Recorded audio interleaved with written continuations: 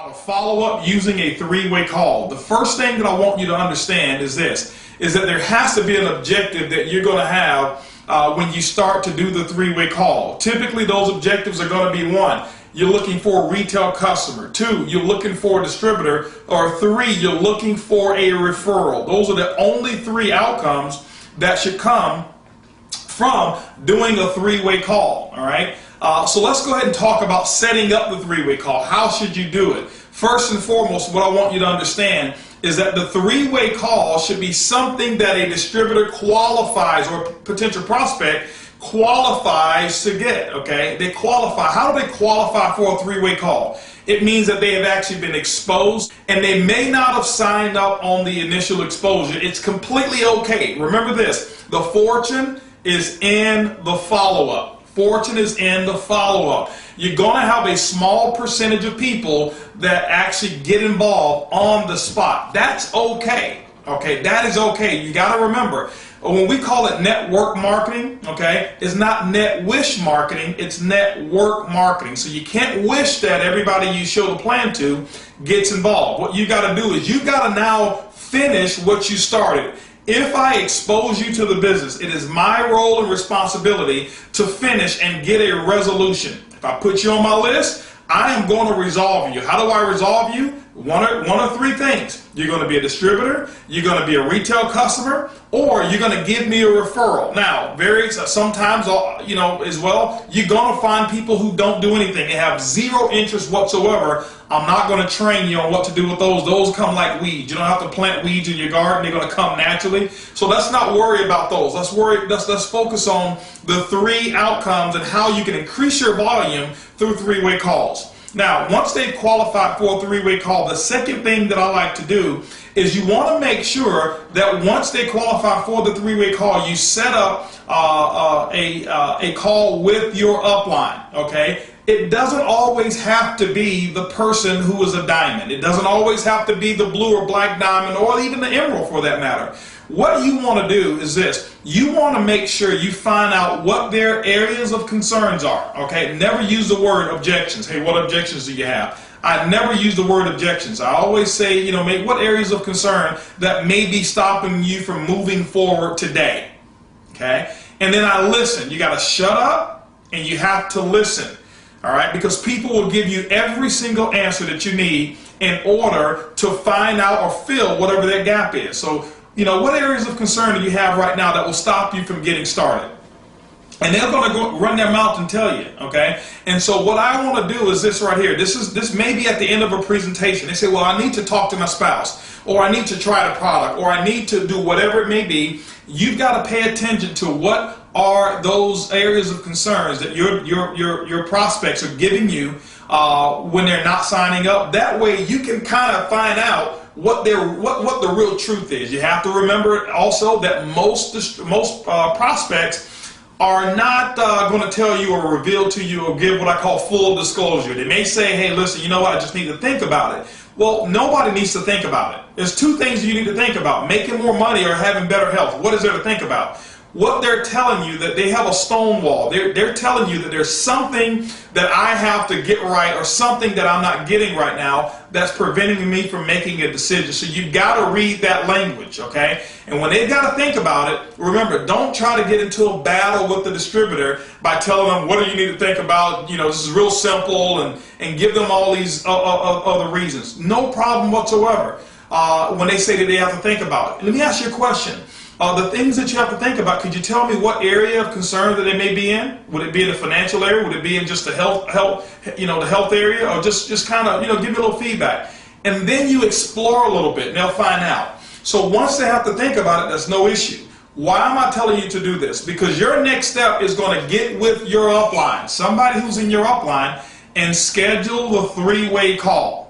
If I'm scheduling a three-way call, I've already done my homework, I've already shown them the plan, I've already found out what some of their concerns are. Okay, I found out what some of their concerns are. So who is it that I'm calling for the three-way?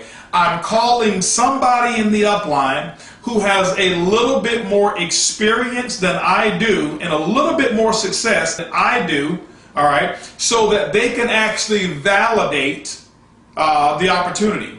or maybe that they can actually satisfy those areas of concern that my prospect has. You have to remember, with a three-way call, it's more going to be what I call the success triangle. The first thing that you're going to have is the distributor. The second area that you're going to have is you're going to have your prospect. You're the distributor. You're going to have a prospect, and then the other part is going to be your expert. Okay. Now, why am I talking to you about the success triangle? So that you may have a successful three-way call. This is how it works, and this is what takes place. When I set that appointment, now it could be a person who's been in the business for 48 hours. Okay. 48 hours, that could be the person who I'm going to use for my three-way call. They may have a compelling story. They may have started, sponsored 2 or 3 people already. They got a bigger business than I do if I'm a part of their group. They don't have to have years of experience. Remember, people are going to buy your emotion, and they're going to buy your confidence more than they're going to buy your skill. Stop worrying about trying to explain the compensation plan. Don't worry about doing that, okay? I very seldom, if ever, explain the compensation plan during a three-way call because it is a waste of my time. That's why we put it on video there, all right? So what I'm going to do to my prospect is that I'm going to let my prospect know, well, listen, you know what? I know that we were supposed to get together and cover a couple of areas of concerns as you were thinking about it as you went home. Now, second tip, set the three-way call and the follow-up no longer than 48 hours after the exposure. When you start waiting 6 days, 5 days, a week, 2, 3 weeks, there's nobody who needs to think about a decision that can make them financially independent who needs a week to think about it. Okay, so remember, those are more what I call people who are delaying that process if you're going that long with the three-way. 48 hours is the maximum time that I'm going to have. I'm going to set up a call with my upline. I'm going to call my upline and let them know who it is that I have. Hey, listen, I'll call Shane. Shane, listen, I've exposed the business over here to Joe. And, Joe was pretty excited, Shane, and I believe Joe's got some potential. Shane, this is a little bit of Joe's background so that you'll know. But, Shane, Joe's areas of concerns were he was wondering whether or not he could build this based off of him having a full-time job, having 3 kids, and also maybe, he's a football or basketball coach for a son or daughter, whatever it may have been. Okay? So that may be his area of concern. I'm going to equip Shane. Why? Because I want Shane to know I'm giving him the information that Joe was concerned about so that I can let the expert satisfy that. See, if I was the person who could satisfy Joe's concern, Joe would have already been in. But I may be a little bit too close to Joe. So now, what am I going to do? I get on the phone, I call Joe back, I say, Joe, listen, I've got some great news. Just as, what are you talking about? You know, Joe, I know that when we talked, you had a couple of areas of concern. And they're completely legitimate. You know what? If I were you looking at an opportunity that can set me and my family free as well, I would really want to think about, what am I going to do with this, all this free time and all this money that I'll possibly be making. So I completely understand your thoughts on that.